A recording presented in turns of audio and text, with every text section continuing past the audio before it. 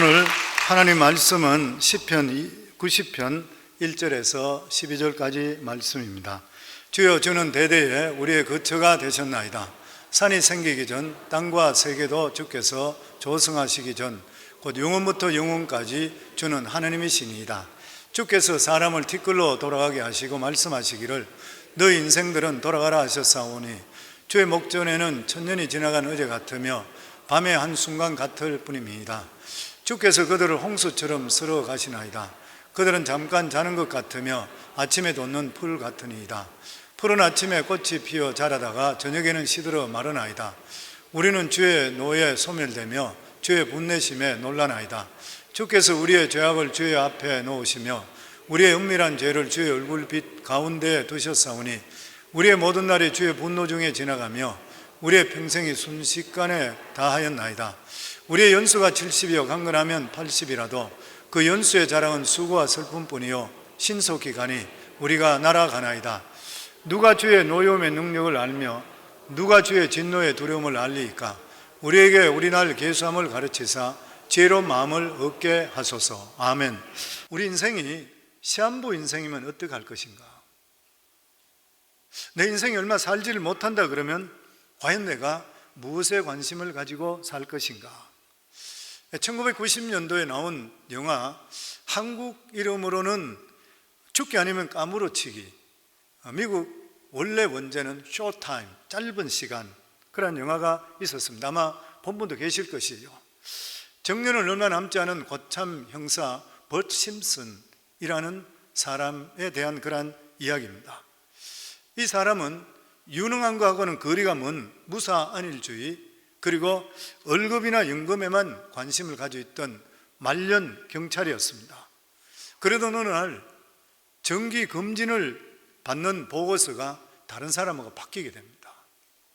그리고 뒤바뀐 보고서를 의사가 보고 나서 이 사람에게 이야기하기를 당신은 이제 얼마 살지를 못하는 시한부 인생입니다. 빠르면 몇 주, 길면 몇 달 정도밖에 살지를 못합니다. 뒤바뀐 이러한 보고서 때문에 이 사람 인생은 완전히 바뀌게 됩니다. 그는 직장 생활도 제대로 하지를 못했습니다. 눈치만 보고 살았던 그런 사람입니다. 그런데 설상가상으로 퇴직도 바로 코앞에 다가왔습니다. 그는 고민 끝에 아주 엄청난 결정을 내립니다. 그것이 뭐냐면 조금 이따 퇴직되는 일인데 그냥 정년으로 퇴직 않고 자기 자신이 업무상 순직하게 되면 보상금으로 30만 불을 더 받는다는 것을 알게 됐습니다. 그래서 자기는 마지막 죽기 전에 가족들을 위해서 순직 작전을 펼칩니다. 지금까지는 비겁하고 안일하게 살았던 그 사람이 아주 용감한 경찰로 바뀝니다.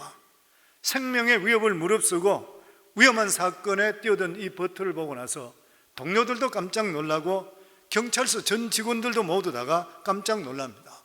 그리고 그는 많은 악당들과 실제적으로 싸웁니다.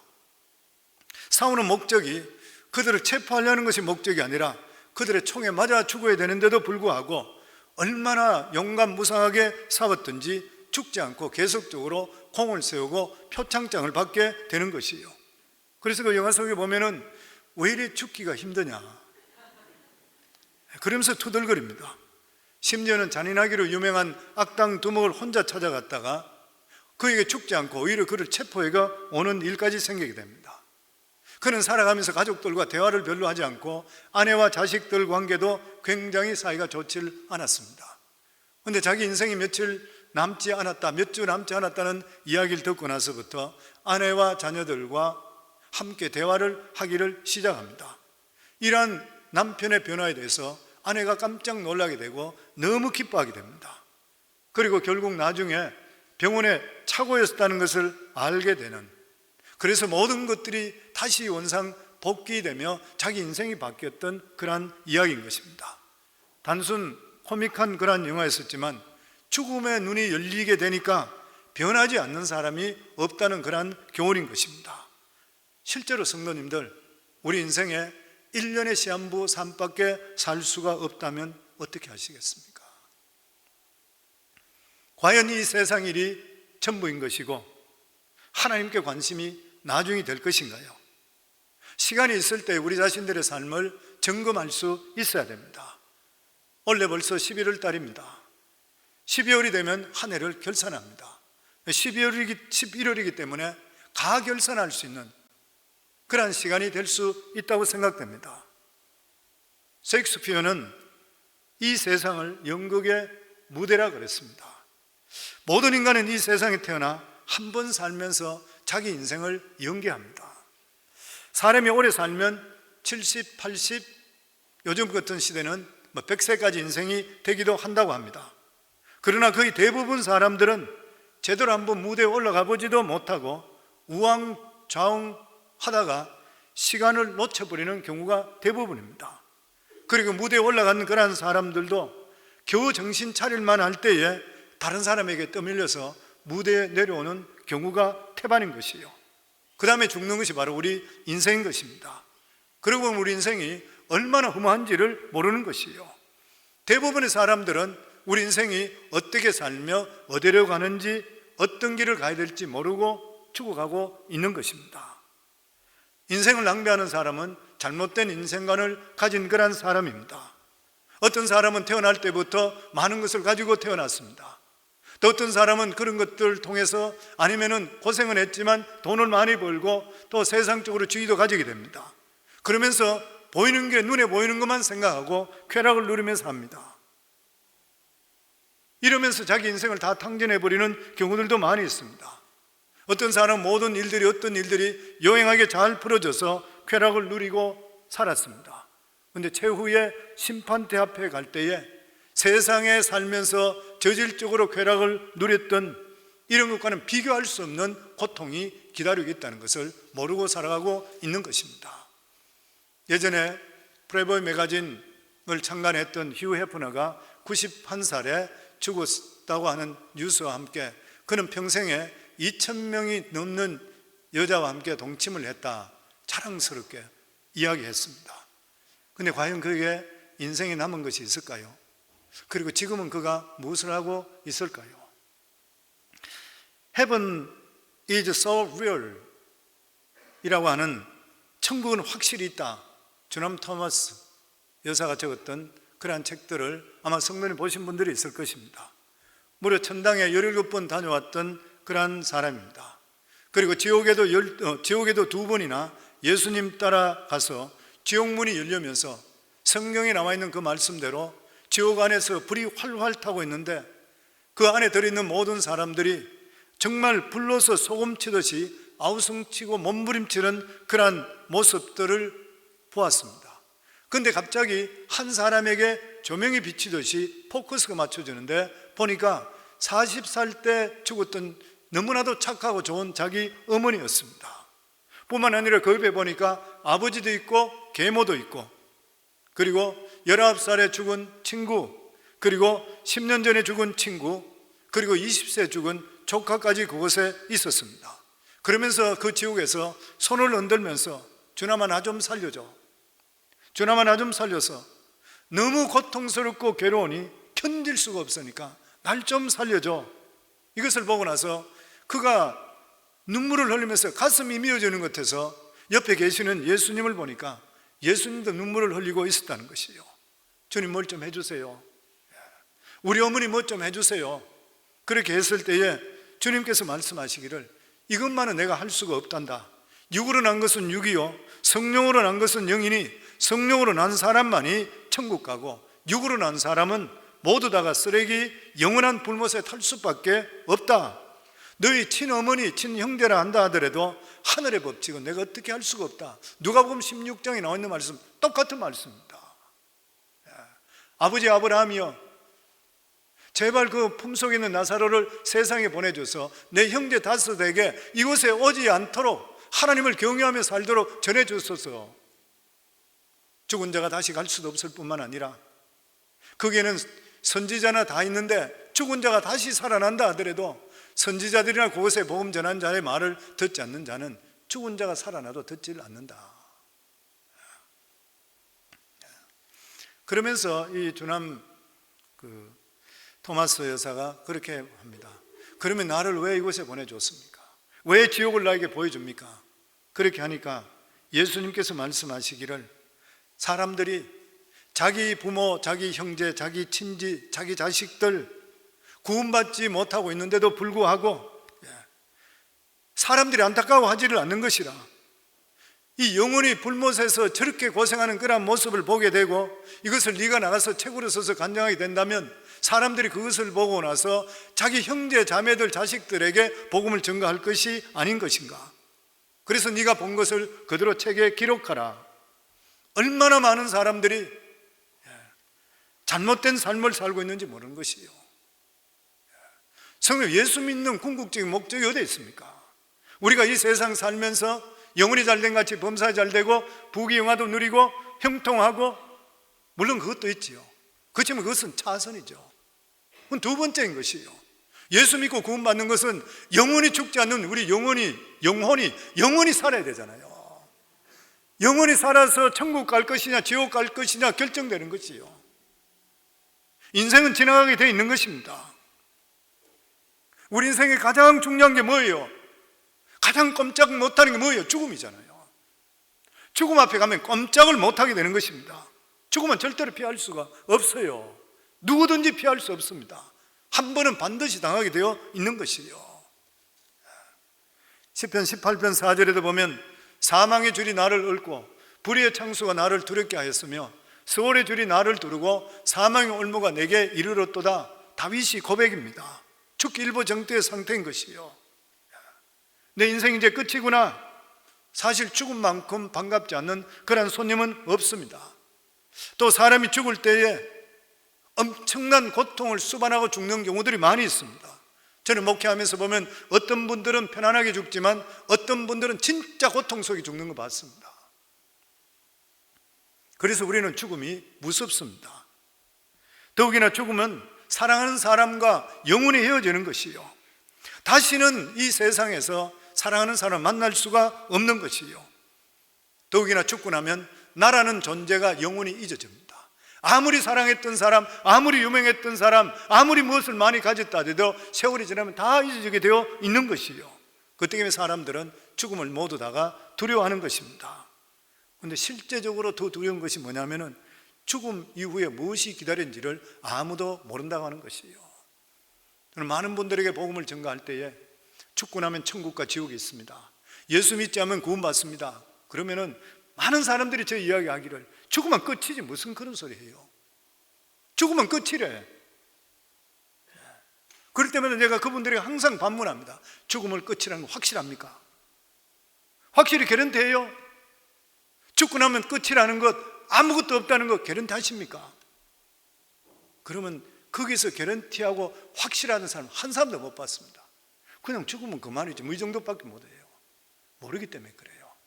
그런데 우리 예수 믿는 사람은 뭐예요? 하나님의 살아계심을 체험한 사람은 죽고 나면 절대 그만이 아니라는 것이에요. 죽고 나면 반드시 심판이 있고, 그리고 우리 죄에 대해서 해결되지 못한다는 죄값을 받을 수밖에 없는 것이에요. 우리가 왜 예수 믿는 것이에요? 예수 그리스도께서 우리 죄를 위해서, 죄 없는 분이 우리 죄를 위해서 십자가에 못 박혀 죽으심을 통해 우리 죄를 다 담당하시기 때문에 예수님께서 그 죄를 담당하신 걸 다 이루시고 다 이뤘다 하시고 주님께 성천하셨습니다.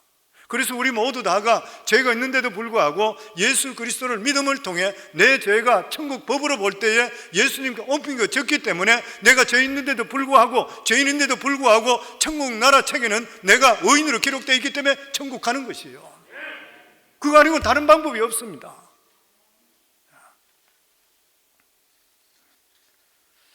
우리가 한참 일할 나이에 주님께서 우리를 부르게 될 때는 주님께서 나에게 더 이상 기회를 주시지 않는구나, 이렇게 생각이 되는 것이에요. 그리고 무엇보다 우리가 갑자기 죽음이 찾아올 때에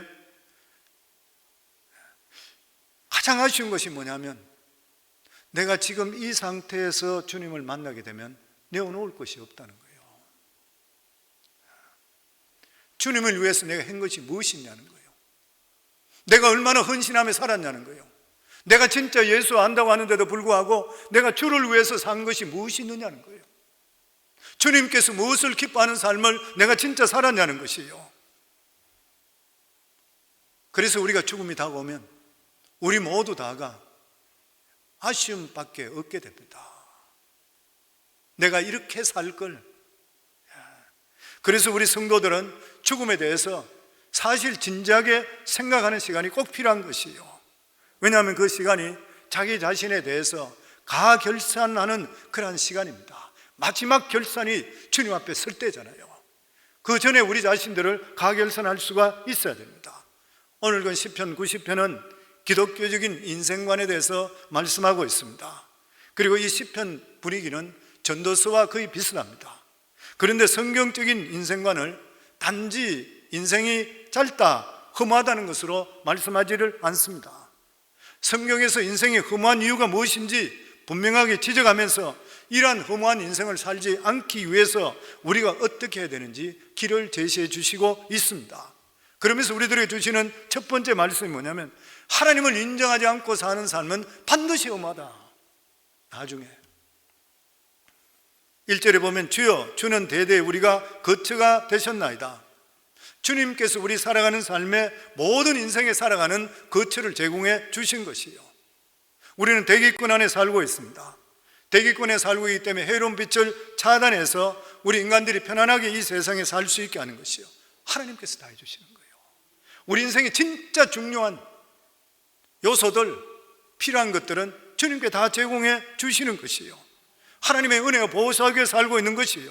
근데 많은 인간들이 이것을 인정하지를 않는 것이요. 자기 힘으로 산다고 이야기하는 사람들이 너무나 많이 있습니다. 더더욱이나 하나님이 어디 있느냐, 하나님을 대적하는 사람들이 있는 것이요. 이것이 바로 인간의 교만인 것이고 자존심입니다. 원래 우리 인간은 하나님의 형상과 모형으로 지음받았기 때문에 어떤 피조물이라도 인간을 능가할 수는 없는 것이요. 그런데 인간이 죄를 짓고 나서부터 이 존귀함의 이상이 생기고 아주 망가져 버렸습니다.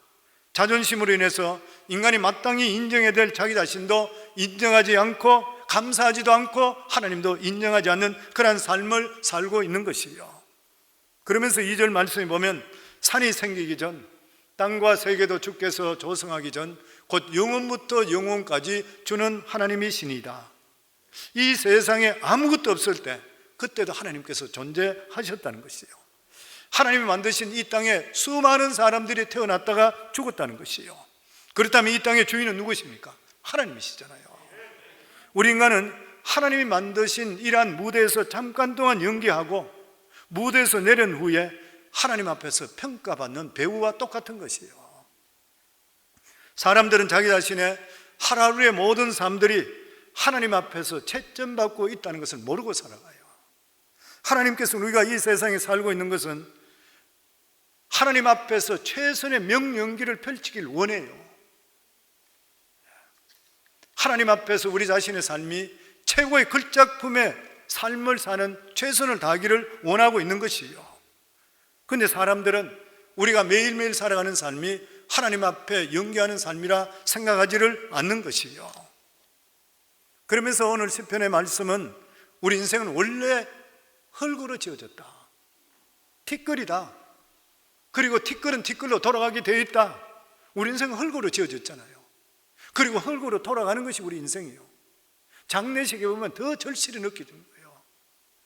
3절에 4절입니다. 우리 같이 읽습니다. 주께서 사람을 티끌로 돌아가게 하시고 말씀하시기를, 너 인생들은 돌아가라 하셨사오니 주의 목전에는 천년이 지나간 어제 같으며 밤의 한순간인 같을 뿐임이니이다. 결국 인간은 영원히 무대를 차지할 수가 없는 것입니다. 하나님께 티끌로 만드셨고 티끌로 돌아가게 했습니다. 죽고 나면 우리는 모두 다가 한 줌의 재로 바뀌는 것이에요. 그래서 늙어서 정신 차리지 못하고 주책 부리는 사람 보고 주책 부린다, 늙어도 어떻게 저럴 수밖에 없는 것인가, 그렇게 이야기하잖아요. 여기 성경에 보면은 천년이 어제 같다, 이 말씀이 뭐냐면 하나님께서 시간을 제한을 두지 않는다는 말씀도 되지만 천년 동안 보더라도 설만한 사람이 별로 없다.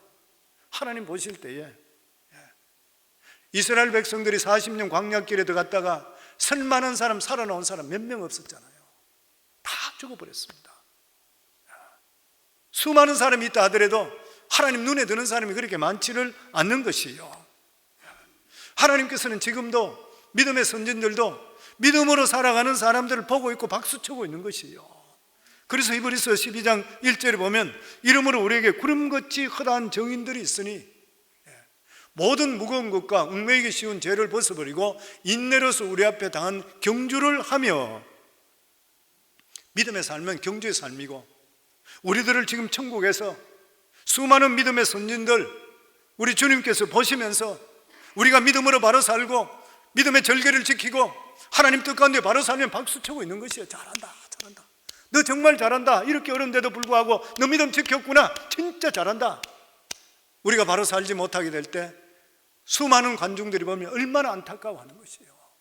천국의 관중들, 믿음의 선진들, 주님. 그래서 천년이 지난데도 불구하고 정말 하나님 마음을 감동을 주고 감탄할 수 있는 사람이 과연 몇이나 되는 것인가.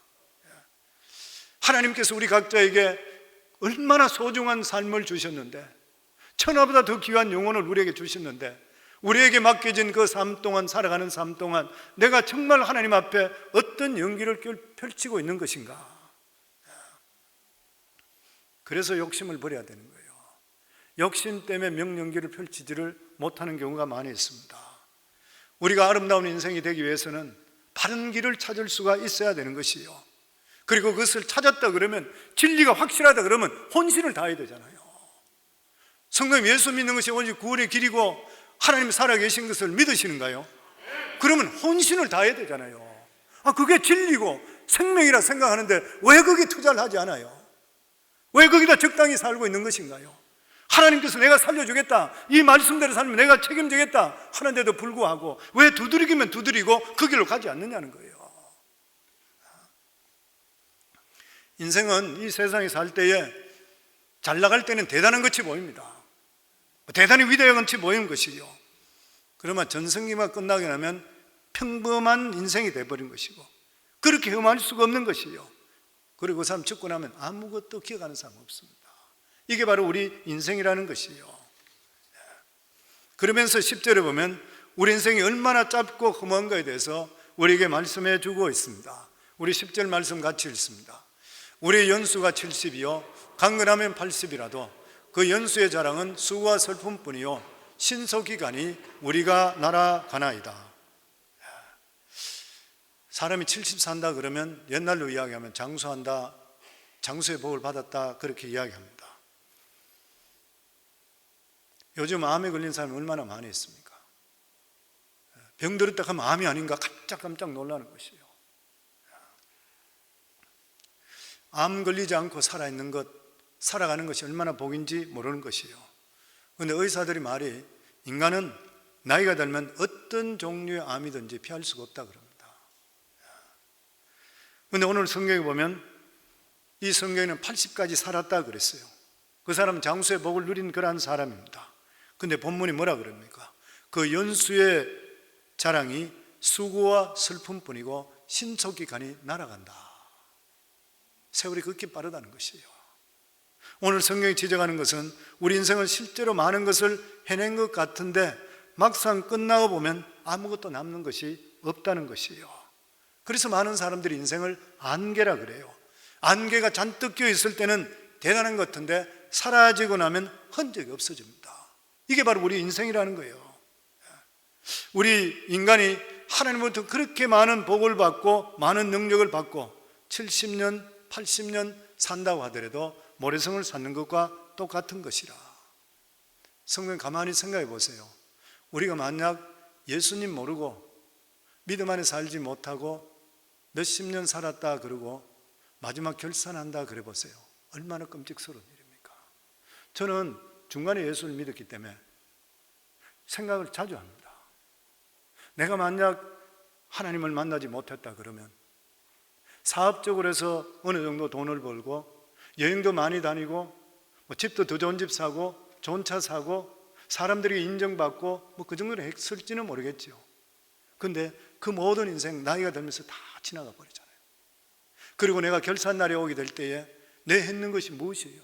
하나도 남는 게 없는 거예요.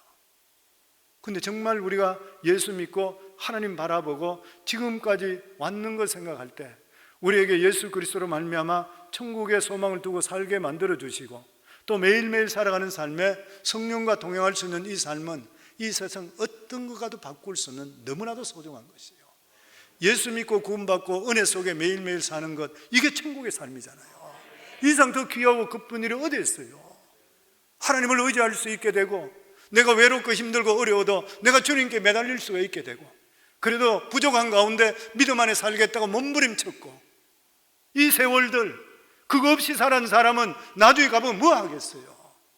하나님이 주신 이 은혜가 우리가 말로 할 수가 없는 것이에요. 그래서 오늘 12절에 보면 이렇게 말씀합니다. 같이 읽습니다. 우리에게 우리날 계수함을 가르치사 지혜로운 마음을 얻게 하소서. 우리 살아가는 삶을, 내 삶을 매일매일 날짜를 계산해서 내 삶에 지혜롭게 살게 해주소서. 세월 허송하지 않게 하소서. 하나님 앞에 결산할 때에 칭찬받게 하소서. 그 말씀인 것이요. 우리 인생에 깨달아지는 것이 뭐냐면, 우리들의 주어진 시간이 긴 것 같지만 결코 길지를 않다고 하는 것이요. 대부분의 시간들을 하나님 모르고 내 삶에 쫓겨서 살다가 낭비해버릴 때가 너무나 많이 있습니다. 또 예수님을 믿는다 하는데도 불구하고 진리를 바로 깨닫지 못해서 너무나 오랫동안 어린아이 같은 신앙으로 살 때가 많이 있는 것이요. 겨우 철이 들고 깨닫게 되었는데 하나님께서 나에게 주신 시간이 끝나갈 때가 되어버려요.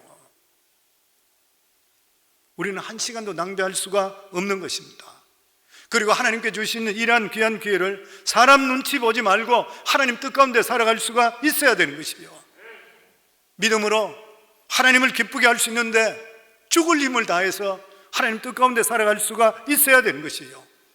우리 힘으로 할 수 없지만 우리가 하나님께 간절히 간구할 때 성령께서 도와주실 줄을 믿습니다. 그래서 우리 삶은 지혜로운 삶이 되어야 돼요.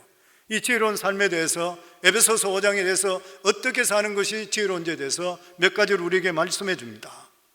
에베소서 5장 15절 같이 읽습니다. 그런즉 너희가 어떻게 행할 것을 자세히 주의하여 지혜 없는 자같이 말고 오직 지혜 있는 자같이 하며. 그리스도인이 뭐예요? 그리스도인이라는 말 자체가 믿음으로 사는 거잖아요. 기독교는 믿는 것과 사는 것이 달라지면 위기입니다. 교회에 부흥은 할 수 있어요. 사람이 안 바뀌면 위기예요. 아무리 교회가 크더라도 안 바뀌면 위기인 것이요. 믿기만 하면 되지 믿는 것과 생활이 분리될 수가 있는 것이요. 진정한 부흥은 언제 일어납니까? 바로 믿음대로 살고 믿음대로 행할 때 일어나게 되어 있는 것이요. 목사는 어떻게 살아야 돼요? 설교대로 살아야 돼요. 성도는 어떻게 살아야 돼요? 말씀 들은 대로 읽은 대로 사는 게 성도인 것이요. 성령 인도하심 따라서 우리 모두 다가 완벽할 수 없어요. 목사 저역수도 마찬가지요. 설교하면서 너무 부끄러울 때 많아요. 누구나 다 하나님 말씀대로 완벽할 수 없어요. 그럼에도 불구하고 그렇게 살라고 몸부림치고 애써 있을 때에 하나님께서 애통하는 몸 보시고서 그에게 부흥을 주시게 되어 있는 것이에요. 이렇게 말씀에 순종하려고 하는 그런 사람을 보고 하나님께서는 지혜로운 사람이라 이렇게 말씀하시는 것이요. 지혜로운 사람은 지혜롭게 자기 인생을 설계하는 것이고, 지혜롭게 시간을 관리하는 것이고, 지혜롭게 하나님께 주시는 그런 힘, 하나님이 주시는 물질, 이런 것들을 모두 지혜롭게 사용할 수 있어야 돼요. 우리 건강도 한순간에 없어지잖아요. 물질도 한순간에 없어져요. 모든 것들이 한순간인 것이에요. 그러면서 지혜롭게 살기 위해서는 세월을 아끼라 그랬습니다. 에베소서 5장 16절에 보면 세월을 아끼라 때가 악하니라. 어떤 사람이 그런 이야기 했죠. 우리 인생을 아침 6시부터 12시로 나눠봤다 그랬습니다. 일어나서 밤 자는 시간 빼고 우리가 몇 시에 있을 것인가 보니까 20살이면 10시 51분이래. 아직 정오가 되질 않았습니다. 30세는 1시 17분, 40세는 한 4시 정도 됐고, 그리고 50세는 오후 6시 8분, 그리고 60세가 되면 저녁 8시 34분. 만일 65세라 그러면 자기 시간이 밤 9시 47분, 그리고 70세면 11시, 그리고 70이 넘었다면 12시에 가까워지고 종철 시간이 다 됐다는 것이에요. 세월을 아끼라. 근데 성도님 생각해 보세요. 우리가 지나가는 시간을 어떻게 해요? 만약 돈을 아끼라 그러면 아낄 수 있어요. 저축하면 돼요. 안 쓰면 되는 것이에요. 반면은 어떻게, 시간은 어떻습니까? 저축할 수 있는가요?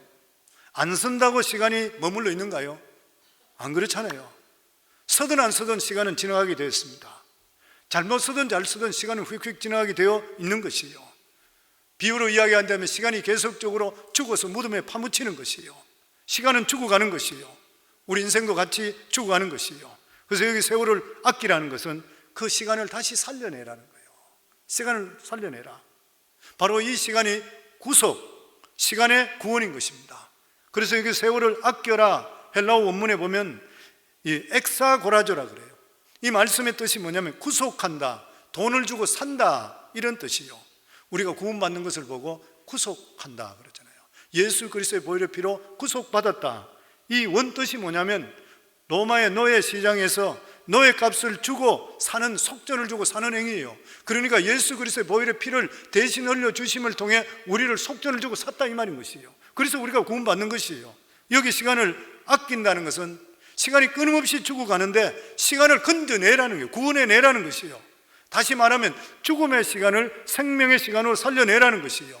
다시 이야기하면 시간을 선용하라. 그래서 영어 성경에 보면 making the most of every opportunity, 우리에게 주어진 모든 이러한 기회들을 선용할 수 있어야 된다. 웨이스트 하지 말라. 그래서 성도님들, 건강하실 때 주일 많이 하시기 바랍니다. 병들면 일할 수 없어요. 건강할 때 전도하시기 바랍니다. 아프면 전도 못해요. 형편이 될 때 남들 도와주시기 바랍니다. 제가 우리 성도님 그 말씀 많이 드리죠. 영주권 스폰서 해줄 수 있으면 영주권 많이 해주시라고, 어렵게 있는 사람 많이 해드리라고. 사업 잘 될 때 스폰서가 되지, 사업 안 되면 해주고 싶어도 못 해줘요. 지나가 버리면 끝이에요. 도와준 기회가 될 때 많이 도와줄 수가 있어야 돼요. 나중에 장사 안 되면 할 수가 없는 일인 것이요. 하나님의 일도 하고 싶다고 마음대로 하는 것 절대 아닌 것이요. 이게 세월을 아끼는 것이요. 부자와 나사로에 대한 그런 성경에 보면 언제 생명을 끊어갈지를 모르는 것이요. 부자는 평생 살 줄 알고 생각했습니다. 주님의 주시는 세월을 절대로 헛되게 써서는 안 되는 것이요. 그래서 세월을 아끼기 위해서는 우선순위가 정확히 정해질 수 있어야 돼요. 우리 믿는 사람의 우선순위는 항상 그의 나라와 그의를 먼저 우리가 찾고 섬기는 삶을 살아갈 수 있어야 되는 것이요. 이런 사람이 지혜로운 그런 사람인 것이요. 그러면서 성경에 보면 지혜로운 삶은 주의 뜻을 생각하며 살아야 된다. 우리 17절 말씀입니다. 같이 읽습니다.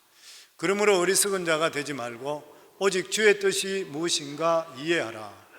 술 취하지 말라. 이는 방탕한 것이니 오직 성령의 충만함을 받으라. 어리석은 자가 되지 말고 오직 주의 뜻이 무엇인가 이해하라. 하나님의 뜻이 우리에게 무엇인지 우리 자신들이 이해하며 살아갈 수 있어야 된다. 예수 그리스도로 말미암아 하나님의 자녀된 것을 믿으시는가요? 하나님의 정체성을 가지고 살아가고 있는가요? 하나님께서 나를 도우신다는 거 믿으시며 살아가고 있는 것인가요?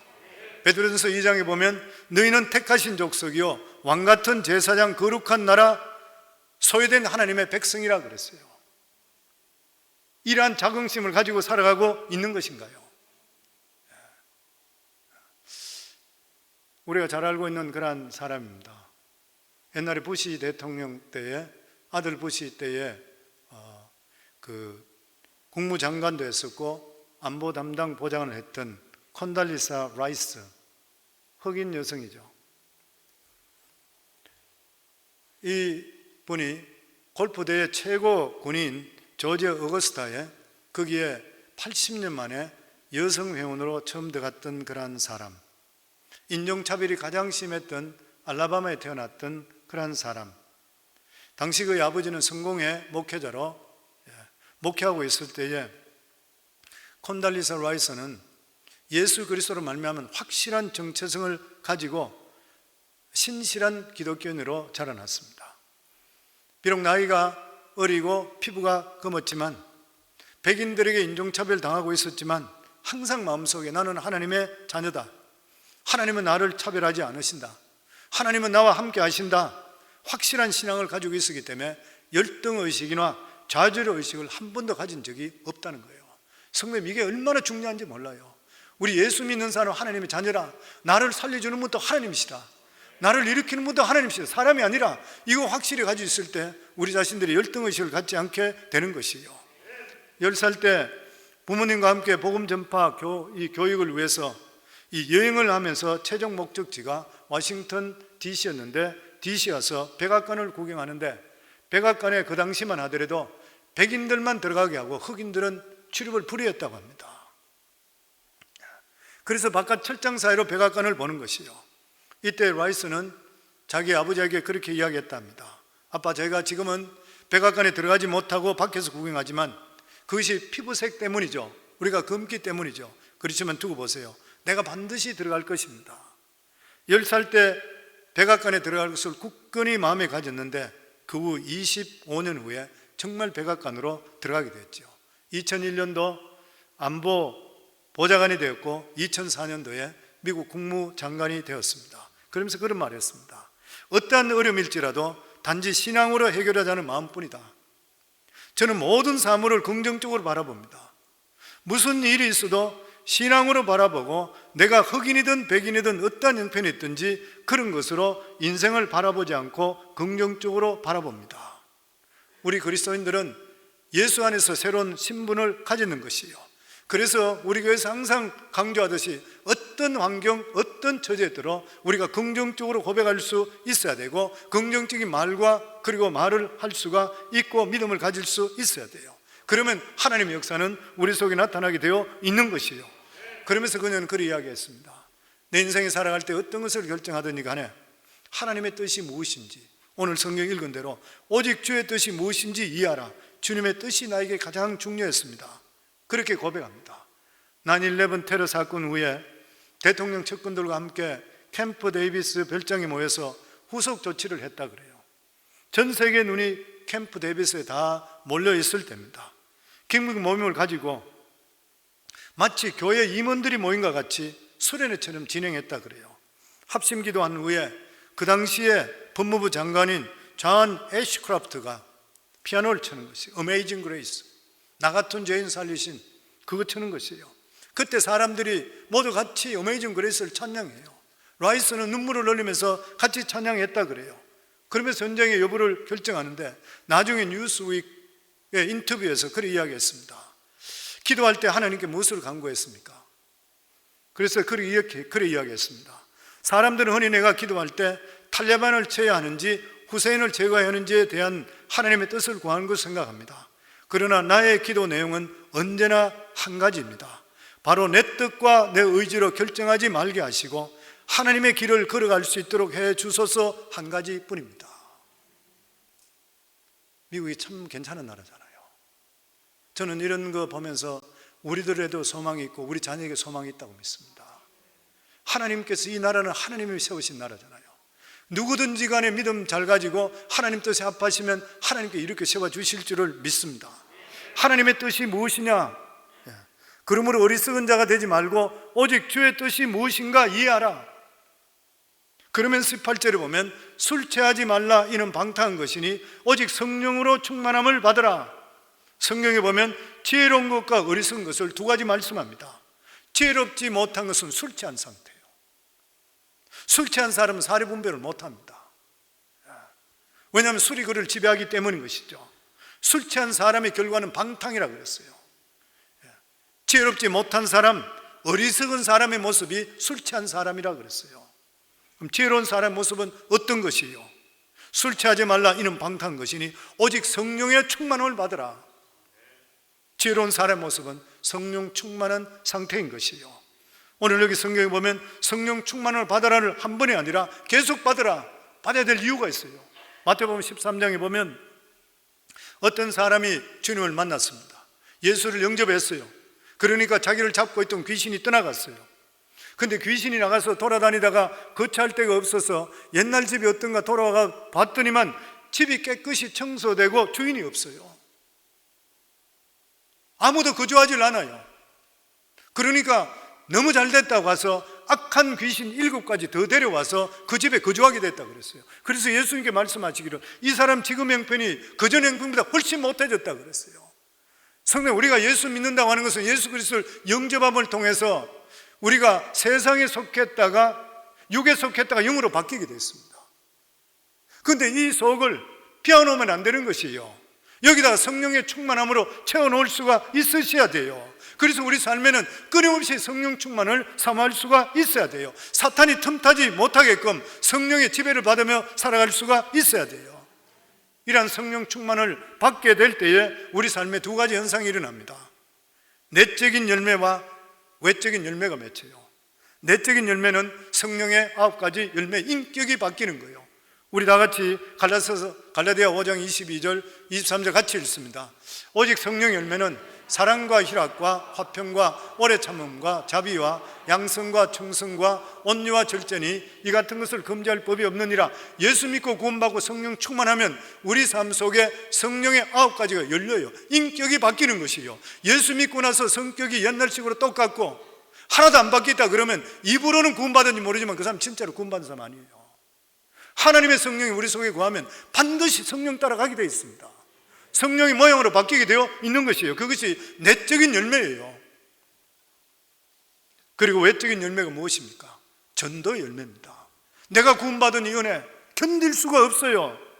성령 충만한 자녀 체크해 보려고 그러면 내 삶 속의 내적 열매뿐만 아니라 내가 외적으로 얼마나 많은 사람들에게 내가 받았던 은혜를 전가하고 있는 것인가요?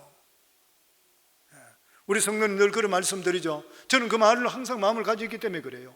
언젠가 주님 앞에 서서 줄 서서 있을 때에 내 앞에 있는 사람, 내 뒤에 있는 사람이 내가 받는 사람인지 복음 증거 아는 사람이라고 하면 어떻게 할 것인가? 너 왜 예수 믿지 않냐? 누가 증거하지 않았더냐 하면 저 사람 뒤에 있었냐? 나한테 한 번도 이야기 안 했어요. 주님께서 어떻게 생각하시겠습니까? 때를 얻었지 못 얻었지 복음 증거해야 돼요. 서치는 사람마다 순간적으로 기도하시고 복음 증거하셔야 돼요. 놓치지를 말아야 되는 것이에요. 그리고 지혜로운 성도가 되려면 오늘 19절 말씀입니다. 같이 읽습니다.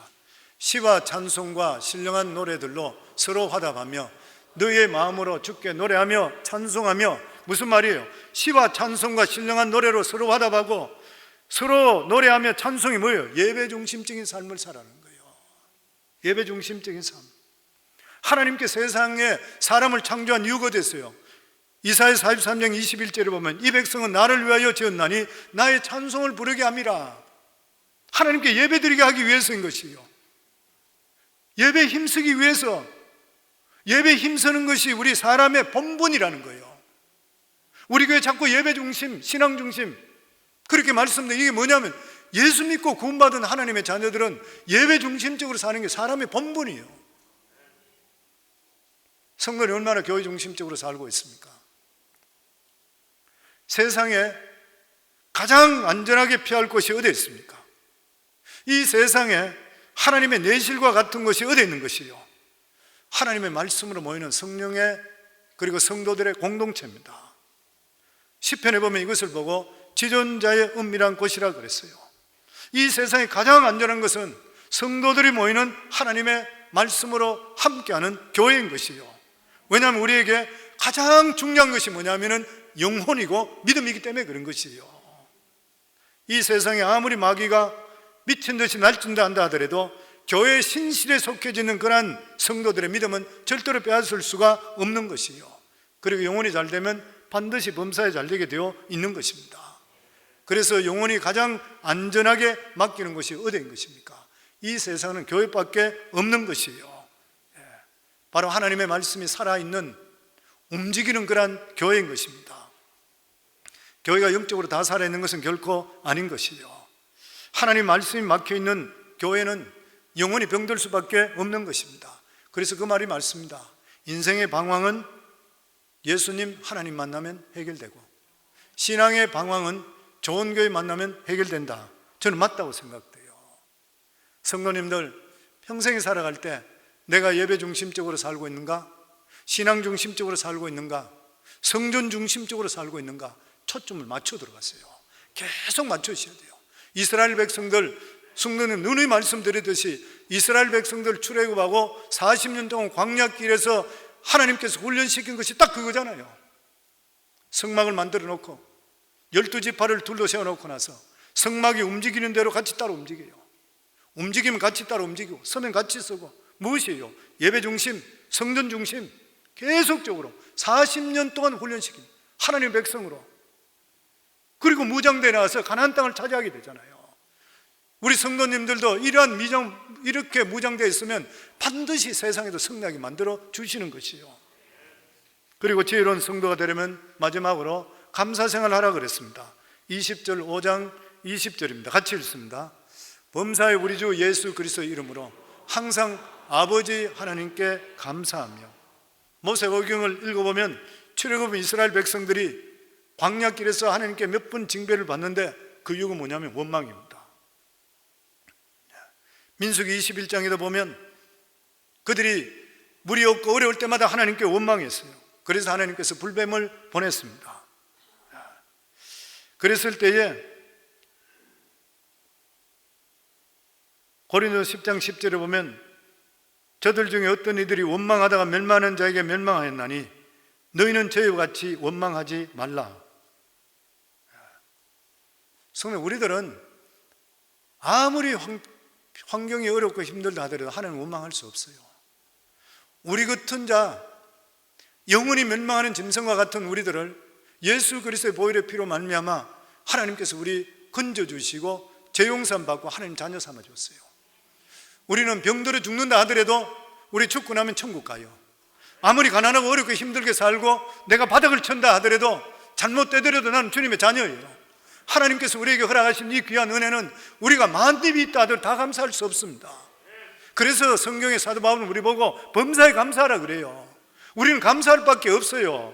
우리 같은 자를 건져주시고 우리 같은 자에게 자녀 주시고 가정 주시고 교회 주시고 직장 주시고 살아갈 수 있도록 만들어주시고 만입이 있다 다 감사할 수가 없는 것이요. 그래서 기독교는 감사의 종교예요. 예수 믿었다는 자체가 감사고 은혜 속에 사는 게 감사인 것이고 나 같은 자도 기억해 주시다니 감사해요. 어떤 독실한 신자 노인이 있었습니다. 그는 어느 날 사랑가마를 외상으로 사서 마루에다 갖다 뒀는데 그날 밤에 도둑놈이 와서 그 살 한 가마를 그냥 훔쳐가 버렸어요. 아침에 일어나서 마누라가 도둑을 욕을 하고 막 펄쩍펄쩍 뛰고 난리가 났는 것이에요. 그럴 거 아니에요. 가난한 가정에서 살 한 가마니를 외상으로 사왔는데 도둑 맞았으니까 어떻게 할 것이에요. 그런데 이 신실한 노인은 5가지 일을 통해 감사를 얻었다 그랬습니다.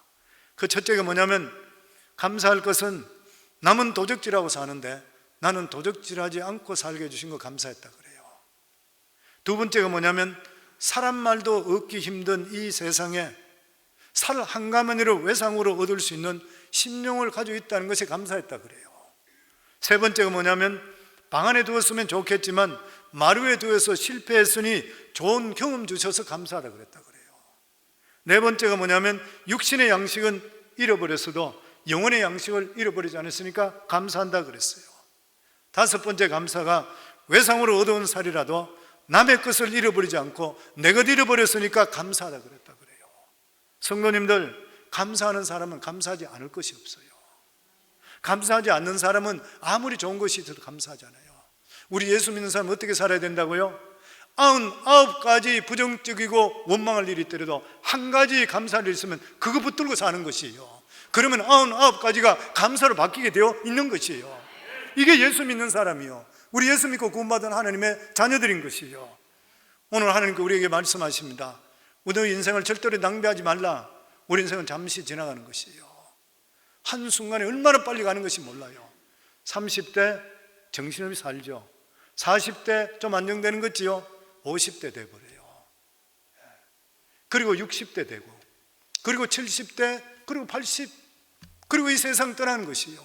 하나님께서 우리가 이 세상에 태어나면서 천하보다 더 귀하게 이 세상에 만들어주시고 이 세상이라는 무대에서 연기하게 만들었습니다. 하나님께서 우리 각자에게 하나님께서 이렇게 세상에 보내주시면서 하나님께서 기대를 다 하시는 것이에요. 멋진 연기자가 되길 다 원하는 거예요. 우리 삶을 어떻게 살아가는 것인가? 세월을 낭비하지 말라, 인생을 낭비하지 말라, 그 말씀하시면서 너희가 지혜롭게 살아라. 지혜롭게 사는 것이 무엇이냐? 이 세상은 하나님께 지으시기 때문에 하나님을 인정하고 사는 거죠. 항상 인정하라. 그리고 세월을 아끼라. 그리고 너희는 항상 성령 충만을 사모해라. 예배 중심으로 사는가 확인하라. 그리고 매사에 너는 감사하는 삶을 살고 있는 것인가? 이러한 지혜로운 삶을 살게 될 때에 우리 인생이 낭비하지 않고 후회하지 않는 삶을 삽니다. 그렇게 말씀합니다. 저는 우리 성관교 성도님들 언젠가 주님 앞에 결산할 날이 있을 것이에요. 이 결산하실 때 하나님으로부터 지혜롭게 살았다고 칭찬받는 우리 다 되기를 주 이름으로 축원합니다.